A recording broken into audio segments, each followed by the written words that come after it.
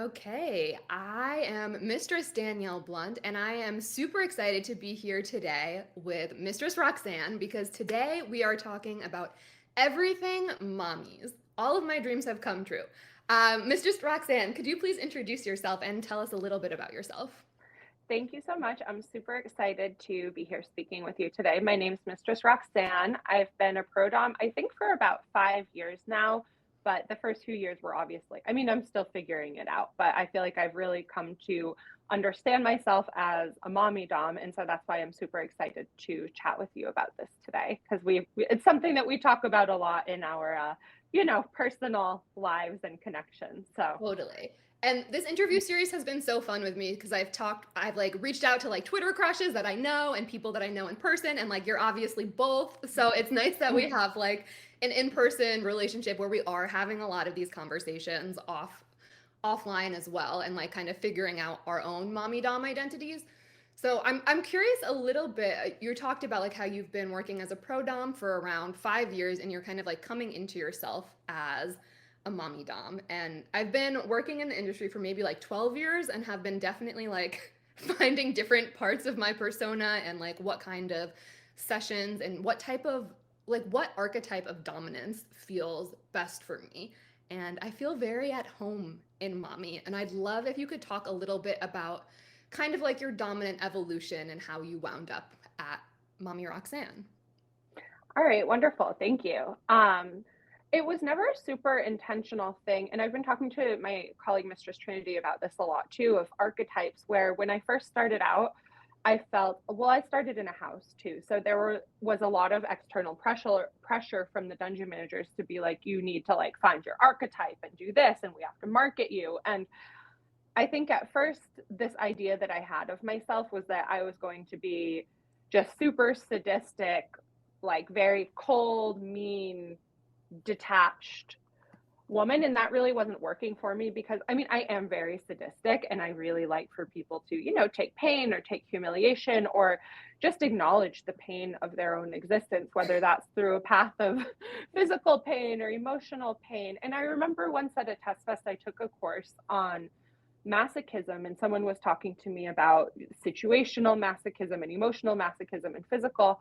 And for me, I think I came into my role as mommy by understanding that if I want people to take all of this pain for me, the easiest and most natural approach for me is to be super nurturing about the way that I administer pain. And it's just sort of, so with one of my subs, Gigi, she just started kind of calling me mommy once in a sexting session. It was like, 1 a.m, and we were sexting via Sex Panther, and she was like, "Oh, can I call you mommy? Like, is that okay? I really want to take mommy's cock." And I was like, "Yeah, Hot. that is so hot. Like, you definitely can take mommy's cock if you beg for it." But I feel like in that moment, she sort of illuminated and put a name to a dynamic that was already in existence. And I feel like that has largely been my journey with mommy, is just understanding that it's a name for dynamics that already existed. But such a good point too of like just putting the name mommy on like a more nurturing style of domination. I definitely like have been like mommified. I like to talk about a lot just as Mommified, yeah. like as having like huge tits and like being interested. I feel like when I first started marketing myself, it was under like a lens of Dasya yoga, of like a more holistic vibe and more nurturing and focused on attunement and like sadism from that like hyper attuned place. um so I'd always had people calling me mommy, but I actually like really went with daddy for a while, and it was a little bit kind of like exploration that was like less attached to like my personal identity and felt a little bit more like a performance or like stepping into a different archetype of dominance, which was really fun to play with and like really sexy.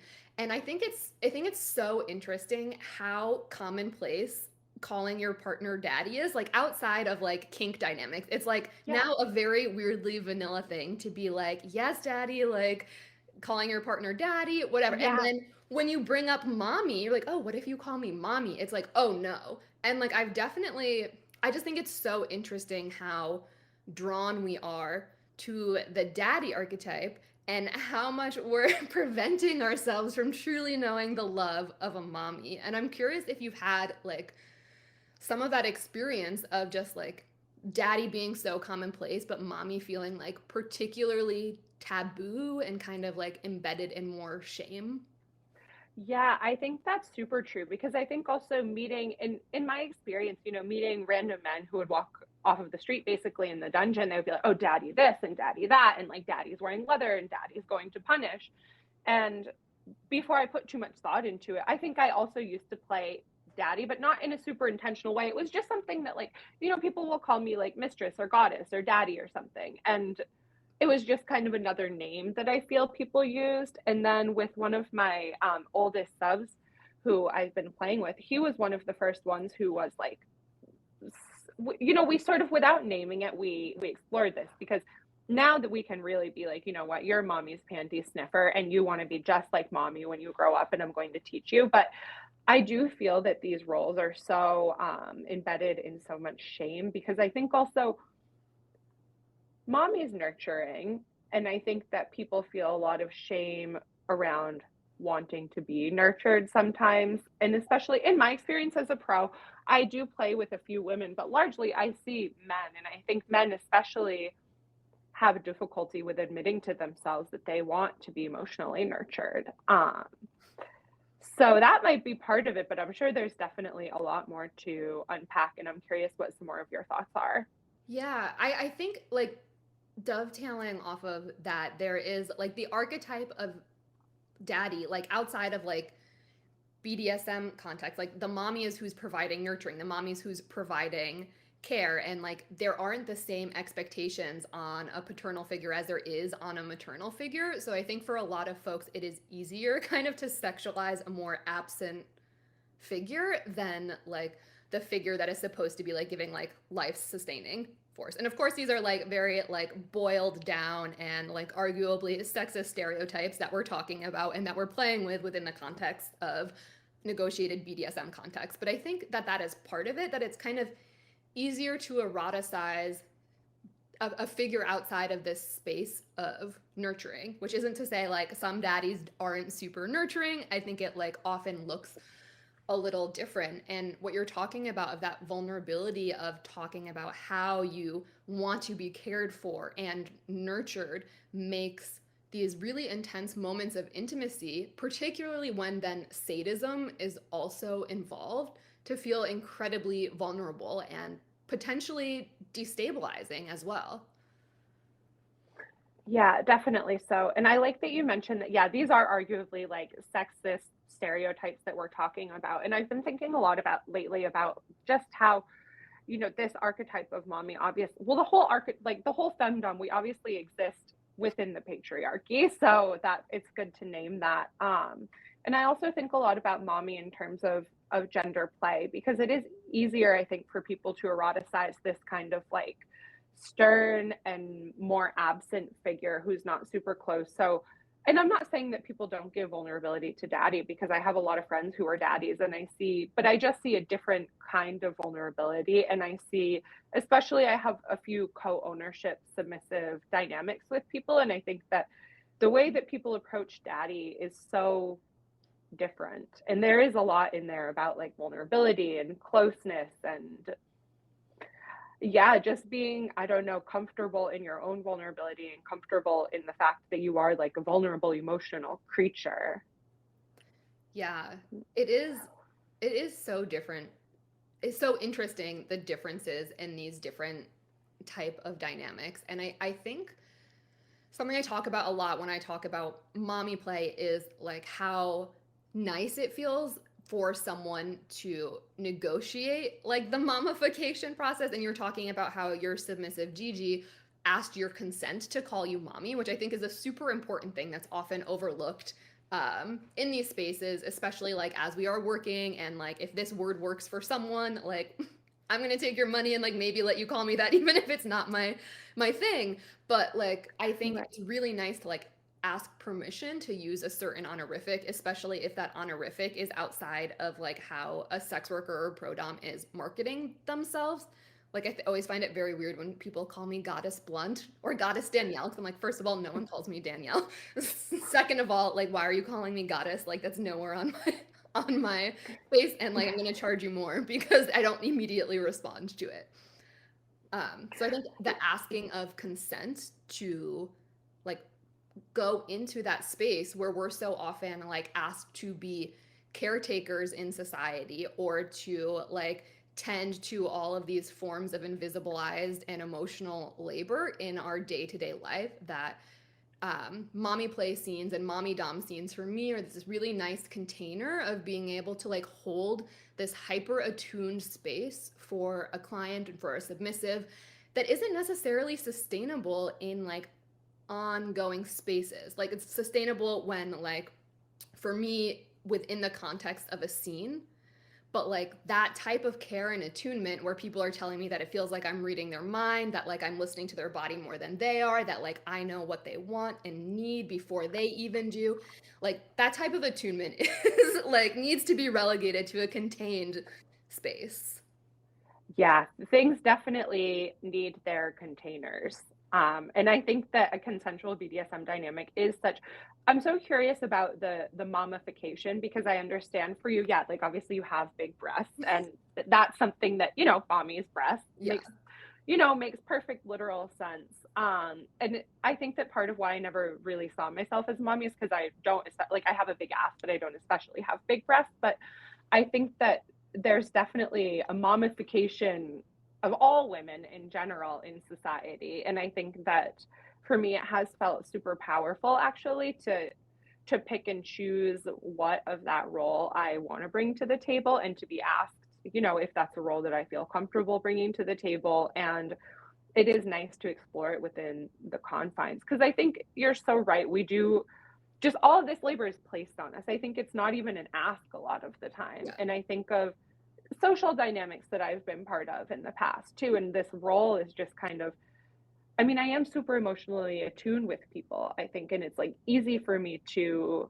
have very deep emotional conversations. And it's easy for me to, in my mind, like provide people with emotional support. And a lot of people tell me, like, oh, yeah, you're so easy to talk to. I so appreciate it.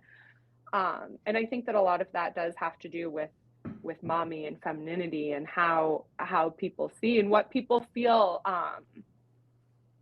comfortable placing upon feminine people, because I'm also thinking like at this moment in my life I'm in a very high fem moment. Like I have long lashes and eyeliner and nails and earrings, and this hasn't always been exactly my presentation. Like I used to not wear as much makeup or just dress down a little bit more. And I think that the expectations that people held of me and the way that people approached me off the bat were super different when I carried myself differently in the world. So I'm definitely, and I find that the more, and it's obviously in my marketing, I am putting out like mommy more because I'm starting to feel more comfortable and really find my path in that. But I also find like the more feminine that I look as well, the more people sort of expect mommy labor out of me, which is like, yeah, emotional labor, nurture.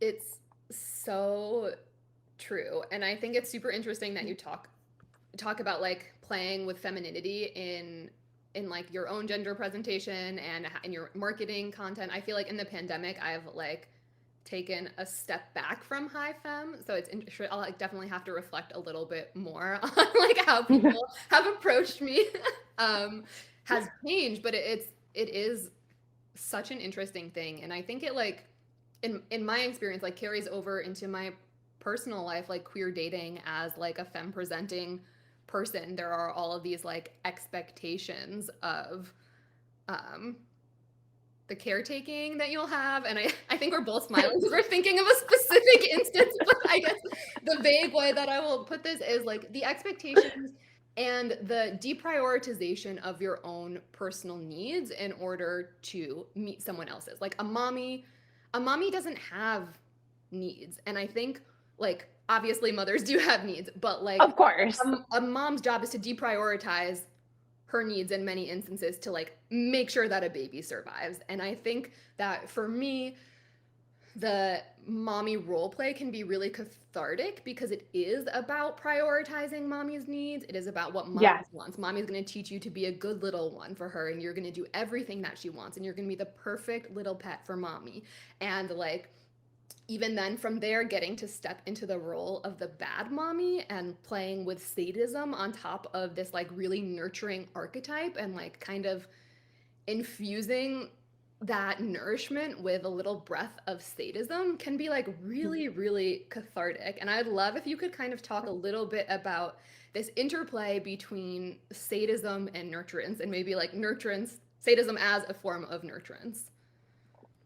So I think that you're asking about what it feels like to give pain from mommy is like. And I think sometimes it's a little hard to conceive of like what pain from mommy is like without the counterpart of that, of like what pain from daddy is like, or maybe what pain inside a different dynamic is like. So I do have dynamics with my subs where I don't play mommy, and I definitely administer a lot of pain. But for me, when I'm giving pain from mommy and within that nurturing perspective, the pain is for the submissive's growth, which then I think carries a lesson of making them a better submissive for mommy, or a better version of themselves. And I think pain can be such a powerful guide because it forces us to confront things about ourselves that sometimes we prefer not to face. Or I have one submissive who I play with who has a lot of super deep shame that he's not able to access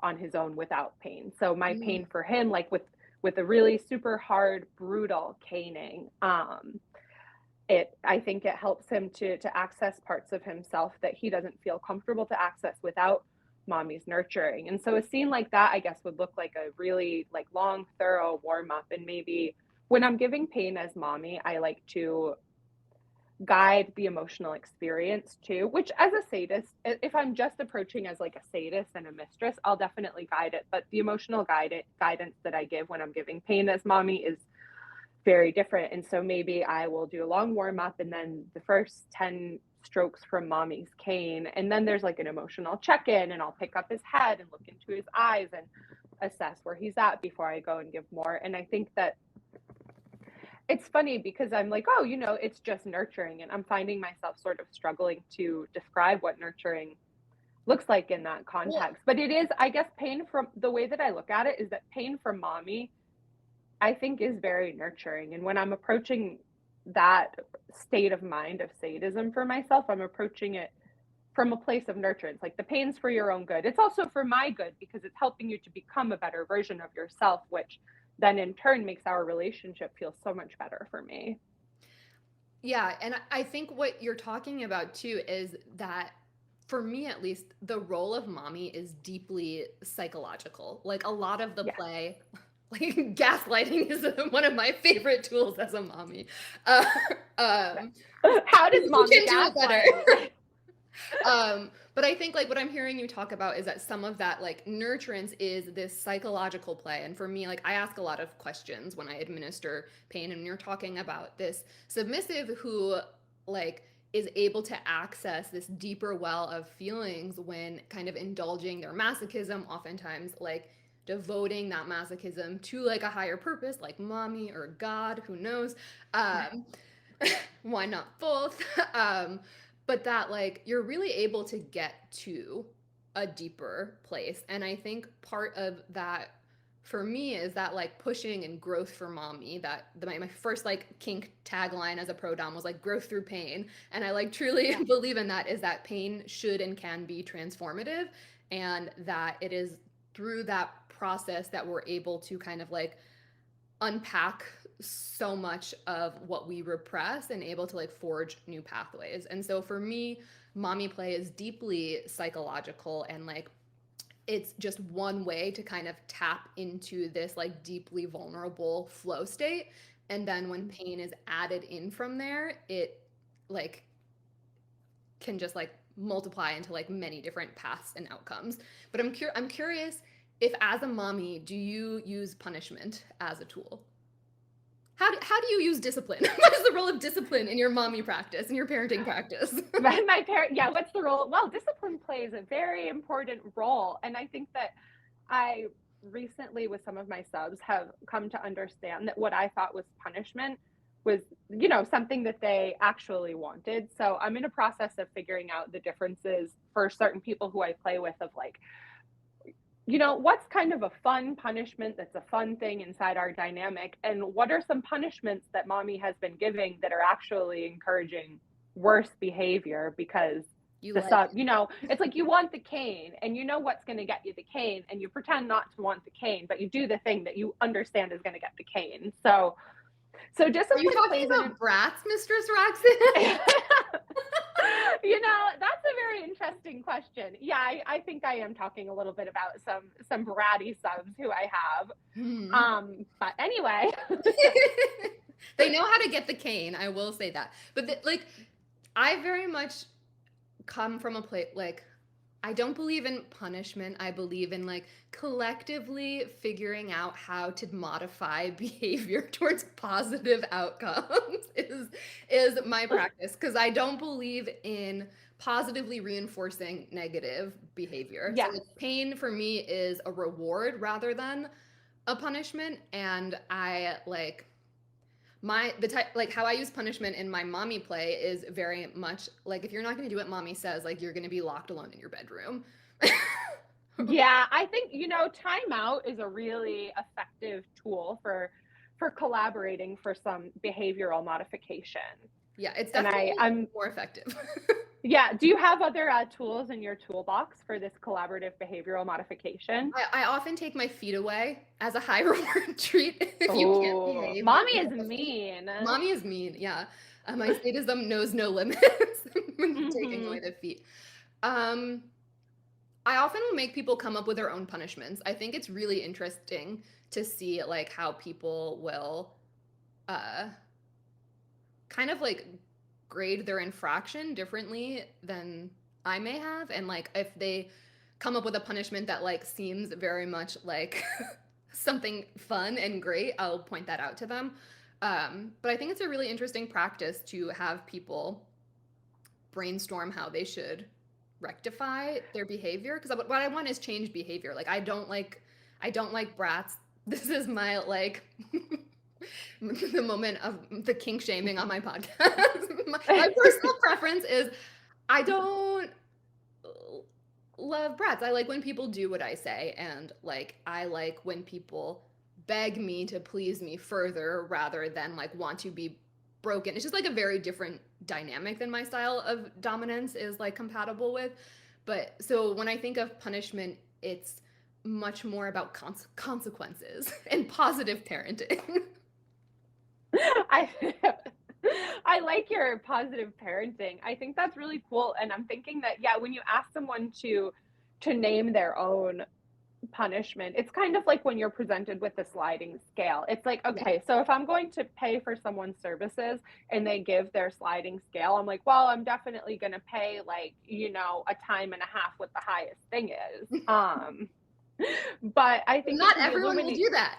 Well, that's the thing. It's like, yeah, not everyone will do that. And I think that some people who I haven't tried this yet, but I feel like the way that this manifests in my scenes are, I'm just thinking of this one person with the cane. Sometimes I'll be like, how many strokes do you think you deserve? And it's always really interesting to hear. It's a good barometer to see where someone's at. So I think that asking someone what they think would be an appropriate punishment can show them like, oh, do they feel so badly about what they did that they actually are going to put in the work to change it? Or do they just want you to do like the sexy show? Like, oh yes, mommy, the worst punishment would be for you to put me in the cage here and have your feet dangling and I wouldn't be able to touch daddy in front of the cage. That would be so bad for me. That would be so bad. And I would never ever do the bad thing again if you were to do something so terrible.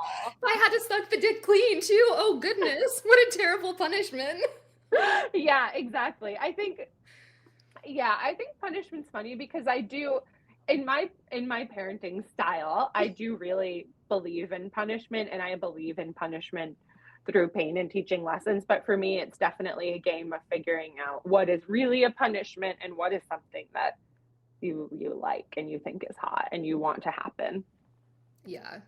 It's very interesting. I'm all about the psychological punishments. I like making people write lines as well. I think is really nice, and like mantra work, and like I also like positive punishment of like something to add in for someone to do. So it's like, right, you can like take away the feat, or I can like add in a tribute or some form of more devotion as a way of like making concrete and tangible what they're not able to do, or like grounding someone. So like, what happens when for someone me. is grounded? Yeah, I like grounding my littles so they can stay home with mommy and never have to leave. Oh, What if we just canceled school today and you just had to stay home with mommy all day? I just got flustered. But yeah, so you.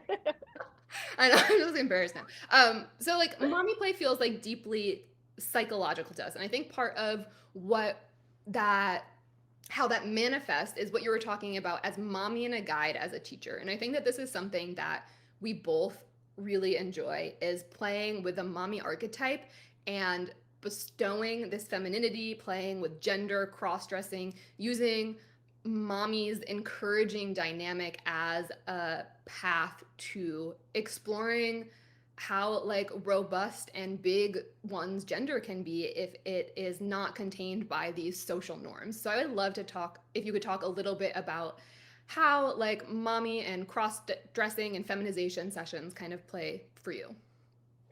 Wonderful. That's a great question. Well, I think we had talked a little bit about having this super femme presentation lately, and I think that people feel really drawn to it. And I think that a lot of people who I play with who would like feel that they might like to play with mommy as femme, it's because, you know, there's something in it. It's like an aspiration. They're like, ooh, like those are super nice eyelashes. I wonder if I could wear something like those. And I think that when you have something that someone wants, you obviously, it just makes the power dynamic that much stronger, and it reinforces the power exchange where it's like, okay, I'm the holder of the femininity and I can give you a little bit and I can use my knowledge, because I do have a lot of knowledge about, you know, makeup and femininity and what kind of clothing might feel nice or might feel sexy, or what way to step into these more feminine presentations of gender, what that might feel like. And so it's really nice to, I think, like the gift of mommy's panties is such a big gift because it's truly the gift of permission. So when you're gifting the panties, you're like, it's okay, you know, try these on for mommy. This is the gift of presentation, and then I'll guide you through what it feels like to wear them. Does it, because I've had sometimes people, you know, they think that they want to put on the panties and then they put them on and they have this super visceral reaction. And I think that there's so much stigma around femininity that I think sometimes feminization can go a path that you hadn't anticipated. And I think that that's always really interesting to see. And I want to backtrack a little bit to what you had said about, you know, daddy is something that even outside of kink, everyone's daddy. It's like the most common thing. Like our partners are daddy. Sometimes like our friend is daddy. There's a lot of daddies in the world. And I think that people do sometimes have a very visceral reaction to mommy. And I think sometimes that can come from ideas that they have about like femininity or womanhood, that when you put the pair of panties on them, they're like, ooh, mommy, like this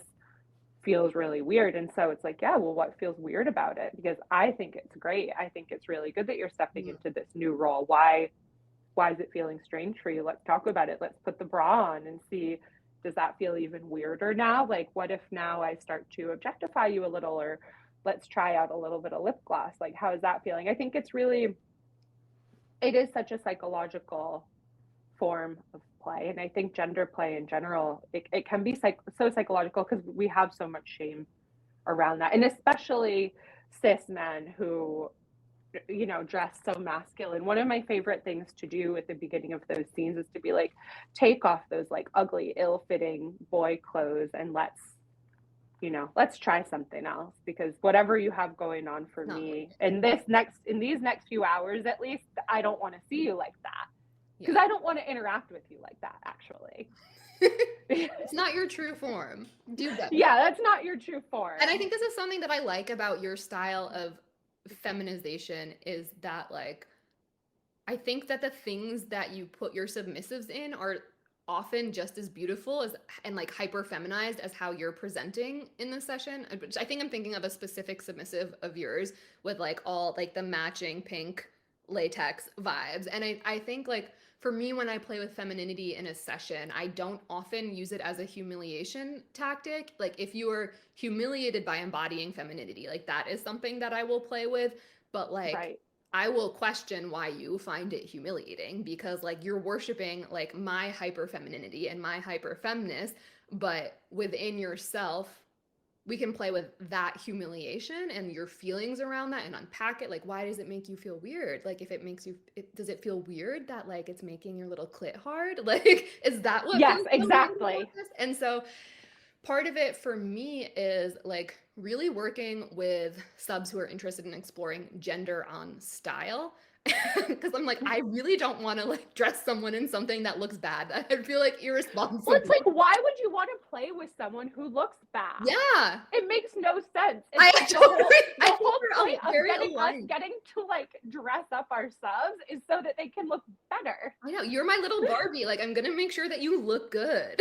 Like and Yeah, I don't want to play with an ugly toy. It's like, and I don't deserve that because right. I'm coming up. I'm coming to you looking amazing, and so Mommy if deserves there's only the finest toys.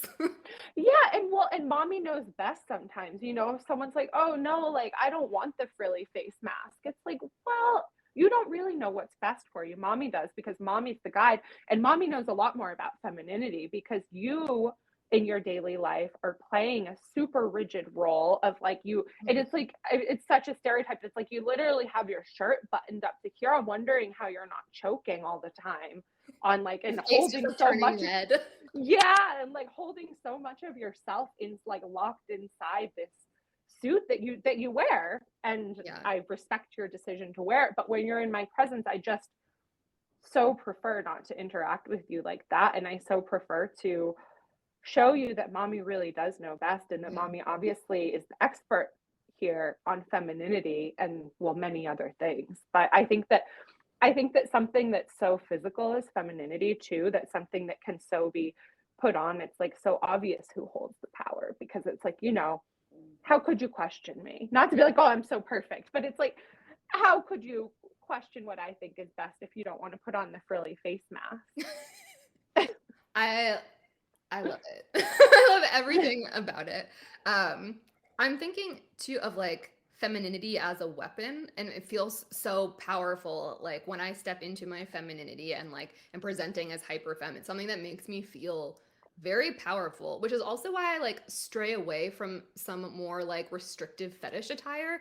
Just like I don't feel super powerful in like 8-inch stilettos. Like I'm gonna wear my favorite pair of leather boots because like that's what makes me feel powerful. And like I'm thinking of this mommy custom feminization clip we shot where we're like holding up my bondage boots and things like that and like a ponytail and like there's like this total like bimbofication. These big breasts and Yes, this super tight tiny waist. corset. And part of what we're talking about is like was like using the femininity to turn them into like our prisoner who like can't walk away because like she can't walk in the heels. It's And like, bitch, you literally can't walk in these shoes. How are you going to walk away from mommies? yeah, you can't walk away from mommy. No. You can't even walk.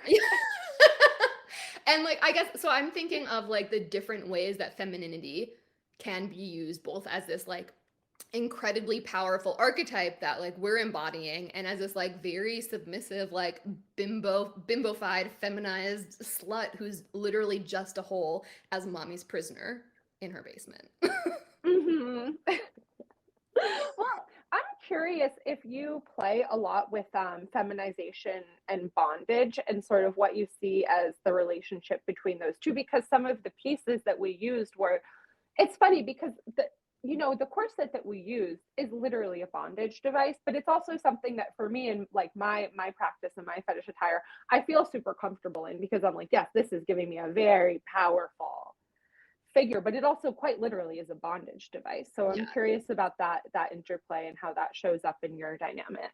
I think corsets are like definitely a form of breath play and like Yes, can yes. make people pass out while wearing a corset. Heels can be like incredibly uncomfortable and like a way to play with sadism. But actually right now what I'm thinking about is a a submissive who we played a lot with gender and femininity. And one of the scenes I was co-topping them with Mistress Roxanne. There's a clip, they let me film this clip, so there's a clip of it in my clip store.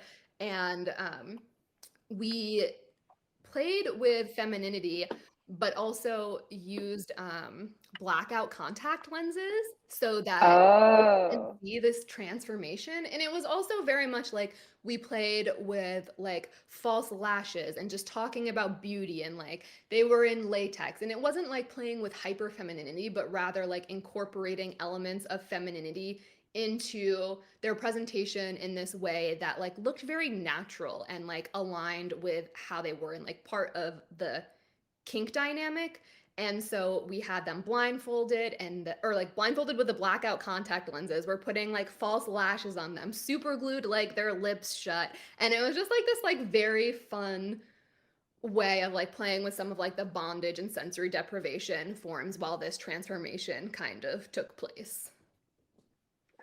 Wow, that's really cool, and I like the idea of, like, incorporating femininity into sort of a natural way of like, "Oh, it's just these lashes," and it Yeah. doesn't have to always be a, like, over the top, you can't walk or move or breathe or anything. I think that Yeah. there are so many ways that femininity can play into a scene, and there are so many ways that mommy can, like, bestow or take away the femininity. And like everyone who's sucking a dick looks better with lashes, crying, mascara dripping down their face. It's just like Yeah, everyone it's does. yeah, those are just the rules. It Those just are looks just so the much better. rules. And like from your perspective, looking down on someone, yeah, you want to see You those just see the lashes. lashes. You want to see the tears. You want to see like the lip gloss. Like I want to see the lipstick or the lip gloss around my cock.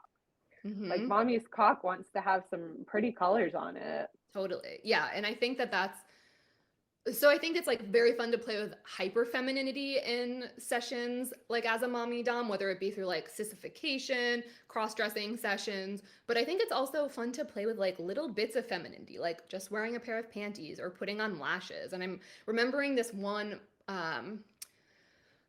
scene that I did with this really sweet sub who was into feminization and who had like these huge silicone titties that they were Ooh. wearing. And the moment, it was just very much like girls getting ready together for a night out and then not going out because other things happened.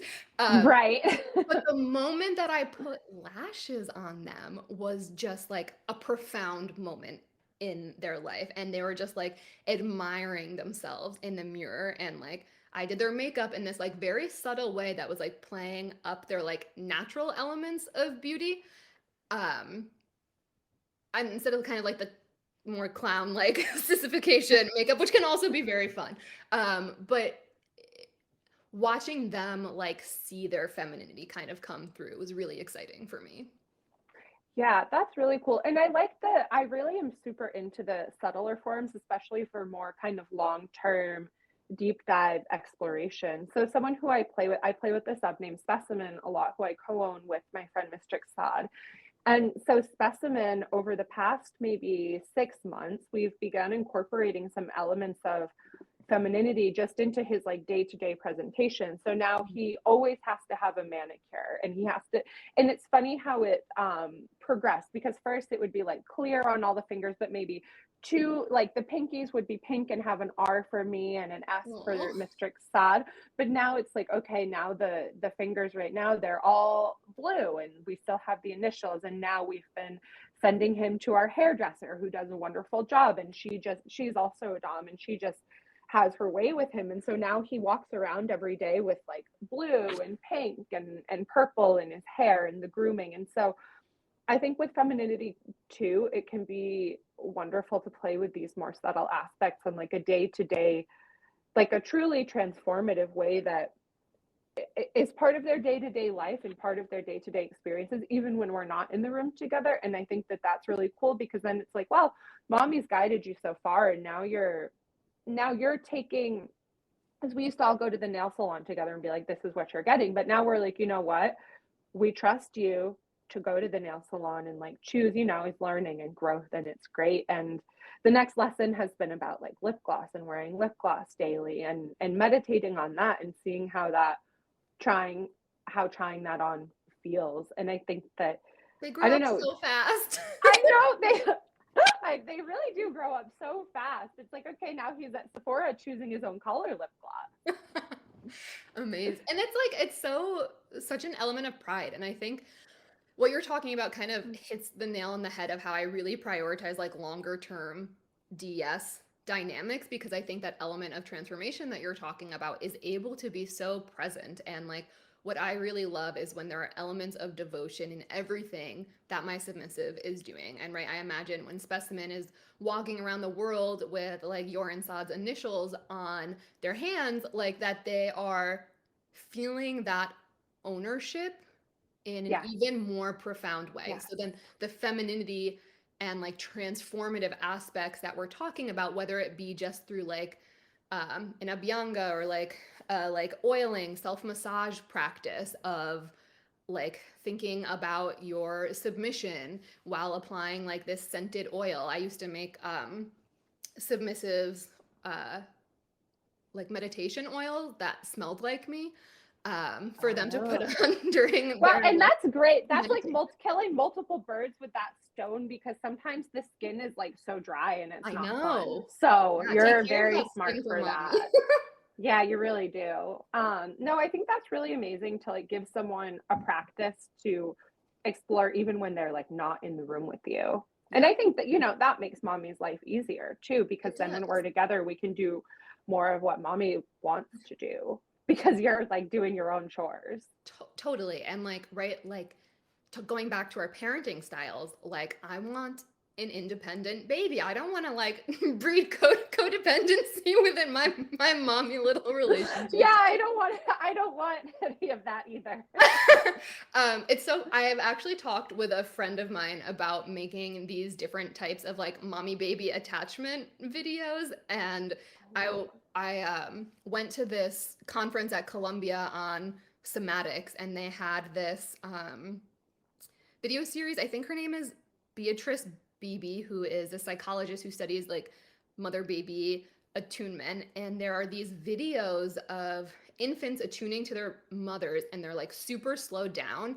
And based on these like infants' eye movements, like tracking mommy, you can tell what type of attachment style they Oh, have. And once I saw that, I started like really looking for this type of attunement within my sessions. And I feel like I was able to get a lot deeper. But I really want to make these like mommy baby attachment attunement style videos of like organized attachment, secure attachment, disorganized attachment, ambivalent attachment. And I just have this like, so there's so many different types of mommy to explore. And like the one that I always joke about is like I just want to be like holding my little like smoking a cigarette and being like there good baby, and like burning them with a cigarette and just like fucking it all up. I feel like it would be really fun.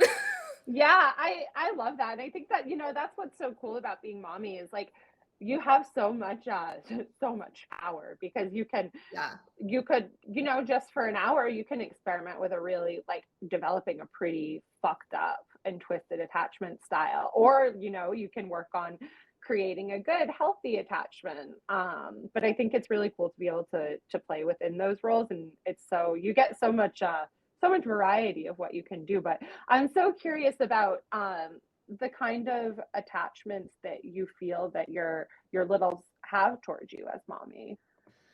I think like usually I work on fostering secure attachment, and I will Yeah, also say yeah. like I am not I'm not a therapist. Like I studied psychology in undergrad, but like if people are doing like intense um attunement, if we're doing like intense attunement and attachment work and like repatterning some like experiences from childhood, like I will not do that with folks who aren't also seeing a therapist.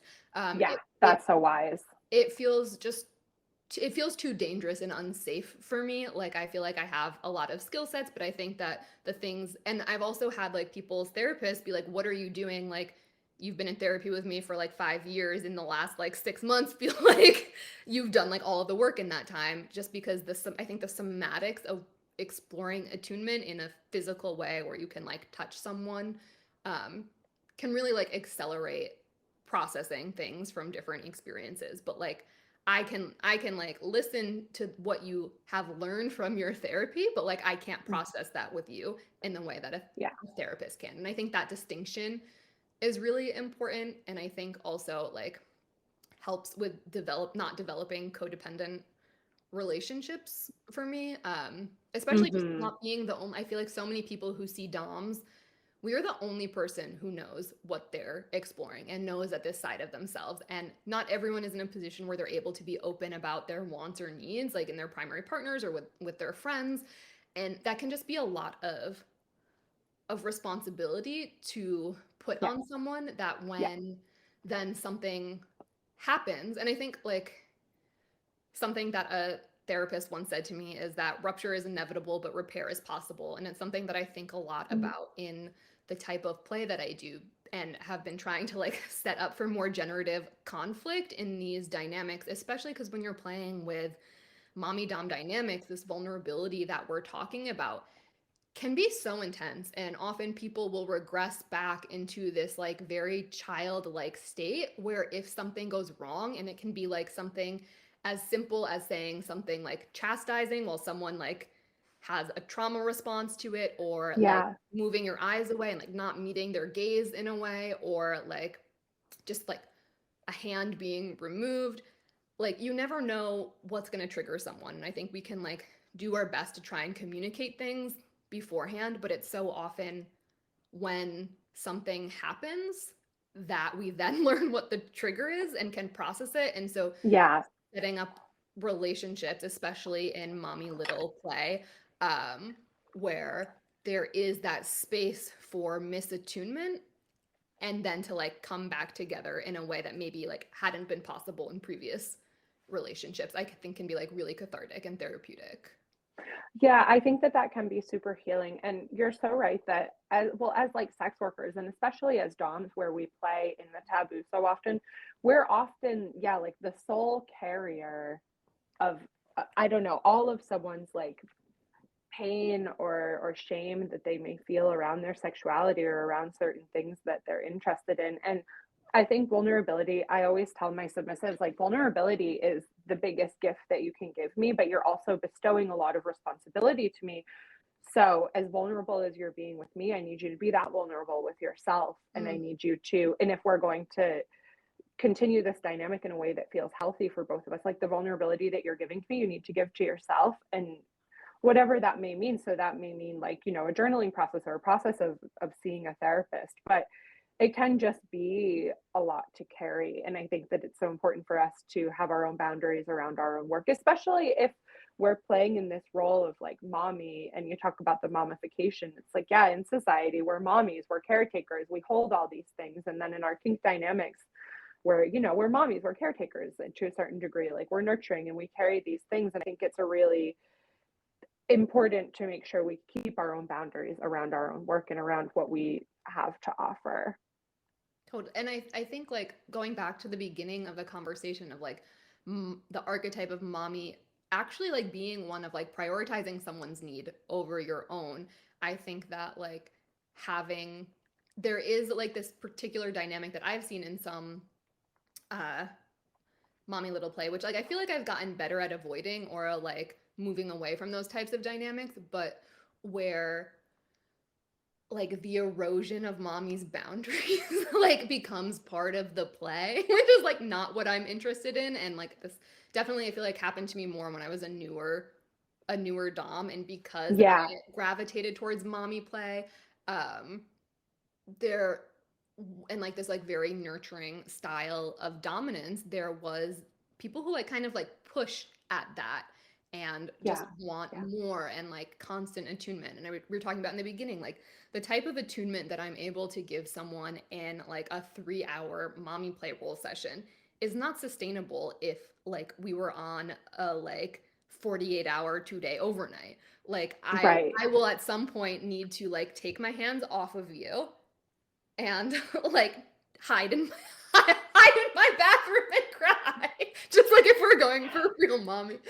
No, but like I will need to like at some point like take care of my needs because that, and like this, I think this is why this type of play is so powerful. And like talking about like real babies right now, like it takes so little to traumatize a child. Like Yes. Yes. small ruptures in attachment can have like monumental impacts on people.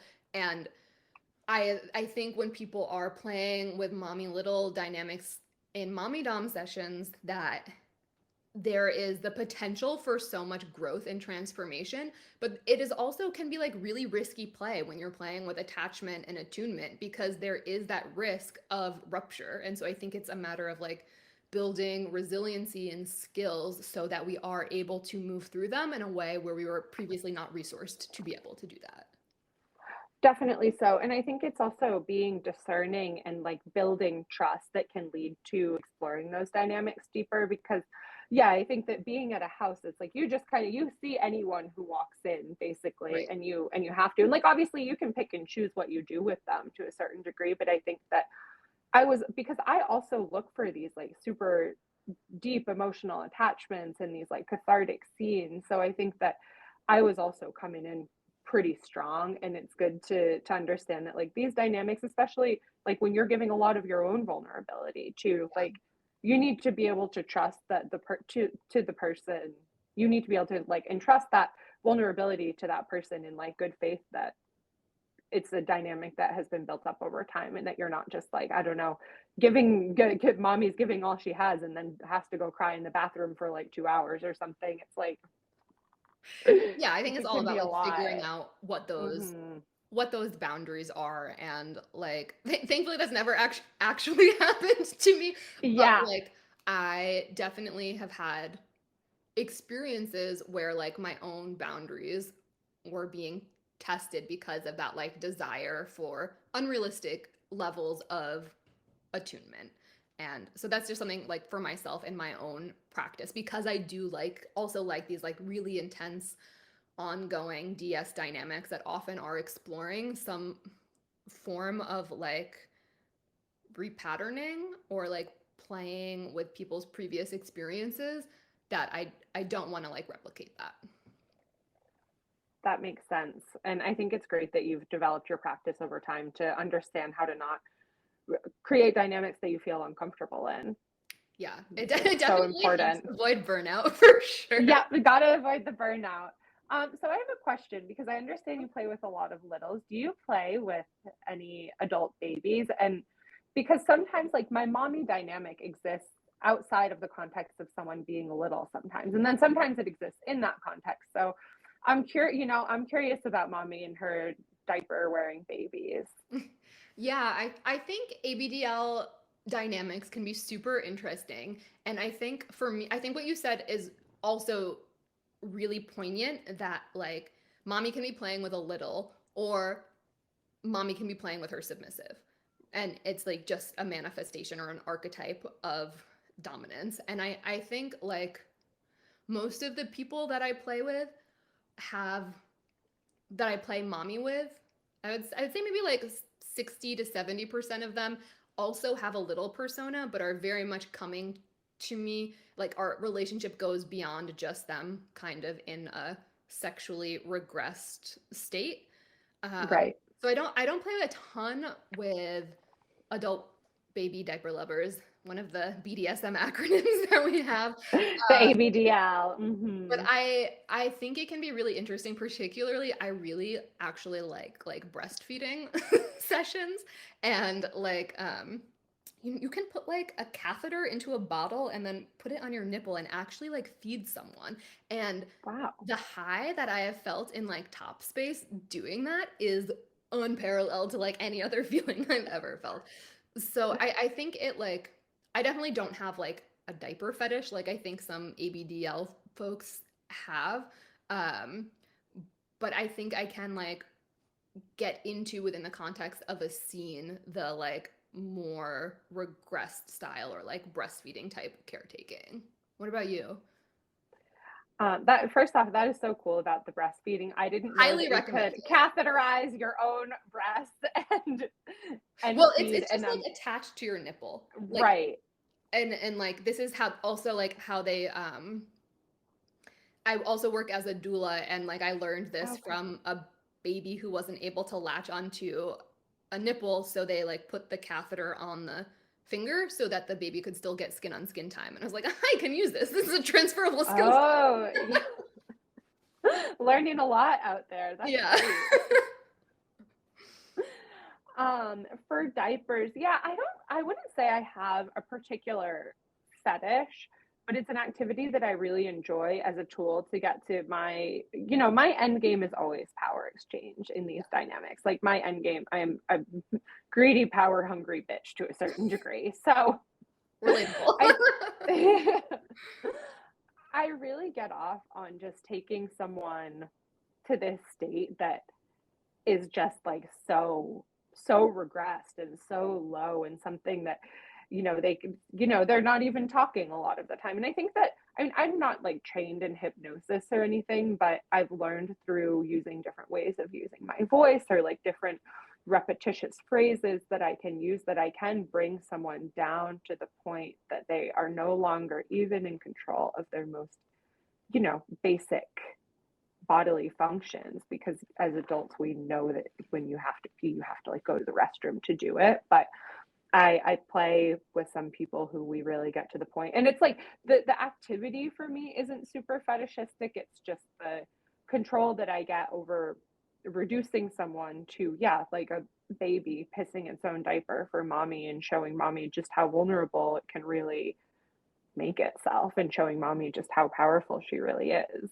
I love how you said that. Like it really, and I think this is something that I touch on in all of these conversations that I've been having. Is I'm like, whatever we're doing is a way to explore power. Like when it comes down to it, like Yeah. I I feel like all of like my like vast array of interests are just like what makes you feel weak and gives me more power. And then I will Yeah. use that to exploit the situation, to exert my power and dominance over you. And like, why would I use a roundabout method if what works for you is diapers? So like Yeah, it's it's not like, something that's listen, gonna if make I you weak. know And I if feel I like know I'm going to make you piss the diaper, why wait and why go through a whole like thing of bondage and steel bondage and right. rope and chastity and all this, which I also love in certain contexts. But it's like, if I know that the diaper is going to get me what I want, of course I'm going to use the diaper. And what you were saying too about like not being trained in hypnosis, but it is, I would say that we probably have like unique skill sets based on like bringing people into subspace repetitively that we've learned. And I feel like those are probably very similar to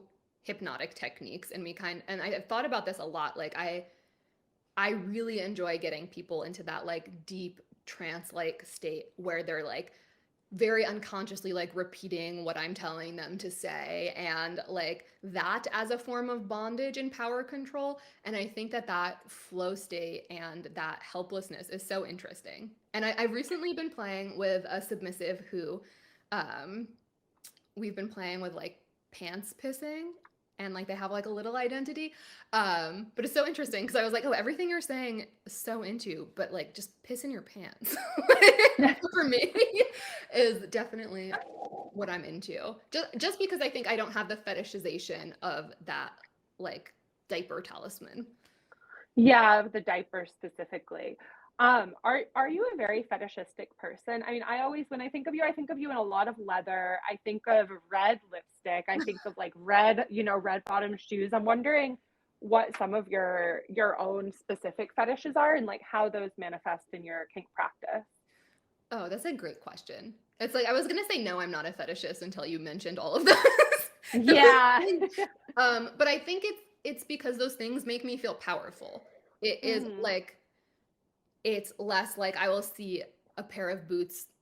Sometimes I see a pair of boots and get wet, but it's because I'm thinking about what it would be like to to wear it. I feel like, Yeah, the powerful sensation of like having them on your and like body. having them worshipped, and like, so for me, Yeah. when someone's worshiping my boots, it feels like, I guess it's a fetish, but it also is like a way to explore, again, power dynamics, and like Hmm. it is something that makes me feel powerful. And I feel like I've also like, I can get down with a lot of different a lot of different fetishes, just because I really enjoy seeing what pushes people to the edge. And I've definitely like had a boot fetishist where I now have like a profound affinity for like a certain type of boot with like minimal like heel, and like a certain type of stiletto and that's like really flat to the ground in this like really fetishized way, in a way that I didn't before. Because like hearing Yeah. someone talk about, and like who like really had a fetish, like talk about like the specific Well, you start requirements. to notice how hot the thing might Yeah, be, and I I'm like, think you're sometimes too. persuasive. Like I get it. I get it. You're And like, I so see the fetish. I see Yeah. the fetish. And like definitely when I got my first pair of Louboutins, I was like, this is a like iconographic fetish item. And like it just like they would sit on my desk and I'm just like, that is hot. Like that is just like Yeah. undeniably sexy how like God, glossy they there's are. just something about the shape of them too. They're just like designed to get us wet. I don't I know what it is know. about them, but they, whoever's designing them They is have a a foot fetish. pervert. And They're so a then I fucking can admire pervert. that. Yeah. There are definitely a lot of perverts in these like high fashion design houses. Yeah.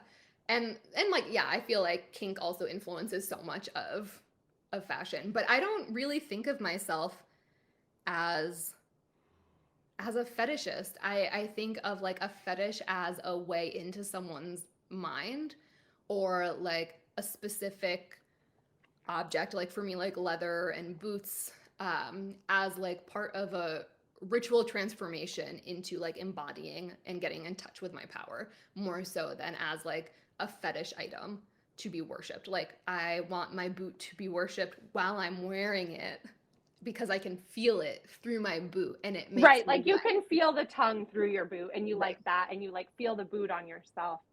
I see. I also think I'm hearing you say that like people's fetishes are just a really wonderful pathway to uh, use them as a tool for exploitation Yeah. against the person to get what you want, which is the power. Yeah. Manipulation. You give me your Yeah. fetish, I will Yeah, use it against you. exactly. No, it's so fun to use people's fetishes against them. Yeah, weaponizing fetishes. What about you? Would you describe yourself as a fetishist? Yeah, I think I'm actually like a super fetishistic dom. Like at the root, at the root of everything for me, it's definitely like the power, and I really want to feel the power, and I love to weaponize people's fetishes against them. And I also have a lot of fetishes of my own. Like so my mom is a nurse, and I remember from a very young age, like I would beg her to steal those little alcohol prep pads from the hospital, and I would just like sniff them in my room alone and like rub the You alcohol were on my getting skin. high. It's like I mean, baby yeah, poppers. I I was did that also with doing some, hand sanitizer. you're like, I feel so open. Yeah. Yeah. So I was definitely like doing that, and I would like really like to like clean certain parts of my skin and just like have that, I don't know, that sensation of the rubbing alcohol. And I have a really huge medical fetish. And that's something that for me it's really specific, and the way that it works with my arousal, it's super tied into like rubber and the feeling of rubber. And it just, I mean, I took like one marketing class once in my undergrad experience, and they talked about how iPhones always felt like sexual fluids. And I was like, wow, if only these people knew about latex. But they were like, when Apple releases like the new iPhone, because they used to feel a little sexier. Like now I'm feeling it's just like a piece of metal, but they used to feel a little bit like Hmm. smoother and sexier. And so they were like, it's just indirectly selling sex. But I think that, Oh yeah, certain you can see sensations, reflection in one. Hot. yeah. But I think that like certain sensations and certain materials really arouse me, and rubber is one of them, and like medical, medical images. And I think a lot of femininity, the way that I relate to it even within myself is very fetishistic, because like when I put on the eyelashes, I'm like, yes, I'm like putting this femininity onto me. I don't feel like it's a thing that it feels like especially like natural or anything for me. It's like a performance that I'm putting on. And sometimes honestly when I'm like doing my own makeup, I don't know if it's because I have to concentrate so much, but I find myself like I get horny when I do my makeup. Like I get horny when I'm putting on my makeup. And you know, that's just like a part of my daily routine that I have to budget time for. But yeah, I'm super fetishistic, and I also really get off on the power of sometimes making people do my own fetishes. And I think that that's also why I like the mommy archetype and why it feels so comfortable, because people, my subs really do like to make mommy happy. And sometimes, you know, to make mommy happy, you have to do what mommy wants, which is like, I don't know, having your pussy stapled shut or something like that. So I like to really like, I like to weaponize people's fetishes against them. And I love the power of it. And what my absolute favorite is when it can be so powerful that I make people who maybe wouldn't have been so interested in like needles or sharps or scalpel play come to me like begging me for it, and I'm like, yeah, we'll do it. Like, you know, it's really no problem for me. I have given so many people foot fetishes. But I think it's like, for me, it's like, those are my feet. Like, I don't have I like having my feet worshipped. I guess I can like appreciate a beautiful foot, but like that's not what I'm looking at unless someone's wearing really good shoes. Then we'll have to like circle back onto whether or not I'm a fetish. Yeah, we'll have to talk about these fetishes, these non-fetishes of yours another day, I guess. Yeah, I'll definitely have to. I'll have to do some like self-inquiry and talk to my therapist about this. But I think like it is more about like things that I like than like objects that I am instilling with power. Like I feel like I am instilling the object with power rather than like this being an object of worship. It's like much more about the power dynamics for me. I see. Yeah, some of these objects have some power over me, I'll admit. Some of these like rubber pieces especially, I'm just like, yeah, but yeah, I feel like that's what the difference is. Yeah. Okay, but so as we like start wrapping up this conversation, I'm curious, like what would your dream like feminization or mommy dom session be like that maybe you haven't done yet?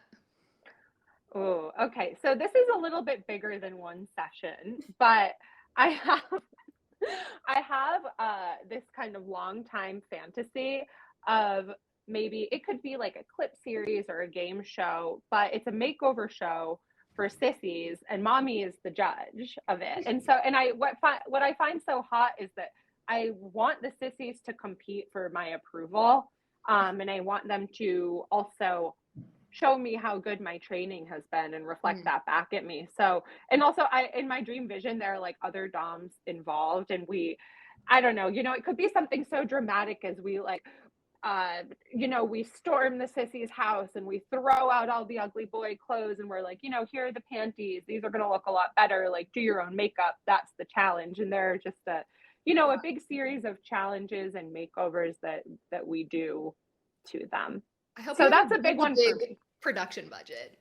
I feel like any reality TV show would be better if you replaced the hosts with doms. Like I think about this a lot with like The Bachelorette, and like I'm like, what if they were just like all in like little gimp masks and like they get like a ball gag or a collar or something like that to stay and just like want to be good for The Bachelorette, or like Queer Eye where it's just a bunch of doms going in and like sissifying the fuck out of some lucky bitch. Like I would love to do this. If anyone knows anyone who can help me make please, this a reality. Love to be involved in this. But I have the contestants, I have the judges, I have everything except the budget. So I have everything except the budget. It's so true about so many different things. I absolutely love that idea. I am like laughing at the like just all of it. But it's so cute. It would be so cute. I think that this should be like a TV show. I give you 8 seasons off the bat. Netflix. Amazing. Thank you. How about you? What are some of your biggest, you know, maybe fantasies that haven't yet been realized? I definitely like have a similar fantasy and like love game shows, so like can definitely get down with what you're talking. And like kind of the group dynamic is always super fun of having like multiple people like team up on someone. But I think I really like the like ongoing DS dynamics that evolve, and I really like submissives who are interested in feminization and gender play, who want to like refine their taste. And so Yes. like shopping dates where we go out and like talk about like what shapes work for their body type and like what parts of their body to accentuate, and we like buy kind of like matching things or like slightly different and can like just like look really good together and get ready together. And just this conversation was kind of also making me think like I think it would be so fun to like go get like Botox and lip fillers with a feminization submissive who's like Yes, yes, and, like, that's one of my big dreams too. really? Oh my god, maybe we can, maybe if you're out there watching this and want to go get hyper femme with Mistress Roxanne and myself, take us for Botox and fillers and a drink and a cocktail. Yeah. Yeah, sissification in the city. I can see it now.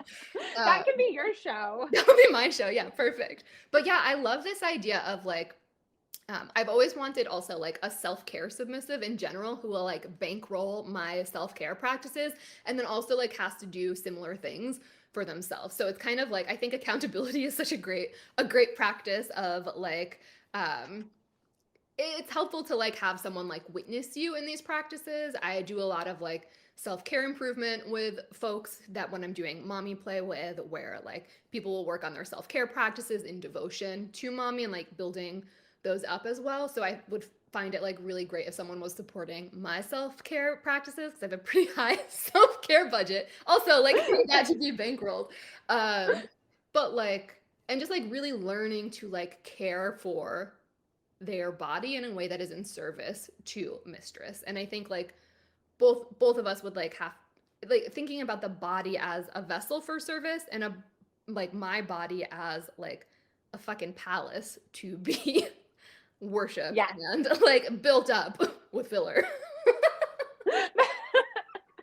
My body is a temple to be pumped full of filler and emulated, but never quite as good. Like we'll match, but it's always just gonna look a little bit better on mommy. Yeah, you can aspire to godlike. Yeah, it's aspirational, but yeah, that's never quite gonna be attained. Is the way that I see it. Yeah, I mean, this could be part of the game show too. As like, we'll take you for your first time. Like you're talking about bringing specimen to get their nails done. It's just like what the next step of like now we will have more lips to put lip gloss on. Exactly. And you know, it's the bigger the better. I agree. Yeah, and I think it's also so interesting because I think something we haven't quite touched on in this conversation, which maybe we'll have to have another conversation because it feels like a big topic, but I've definitely been, I don't know what your experience is, but I've definitely been having more people who are interested in exploring feminization sessions coming out as not cis men and like coming out as like in gender expansive, gender queer, or as trans women. And I think it is so interesting. And I think there's been like a large shift in media representation of gender and transness that has kind of and given folks more space to explore this. But I think like having mommy affirming domination care as like a way to explore gender in a way that is also integrated outside of the scene. Like, right, like some people are just getting off from like being feminine. Some people just feel that being feminine is like equivalent with submission for some reason. And I think some people are like genuinely using the like container that we're creating as a way to explore their gender more robustly. Definitely so. And I think I would love to have a follow-up about this because I have so many thoughts and so many experiences that I would like to share with you one day. Okay, wonderful. Well, maybe we'll just leave with that little cliffhanger.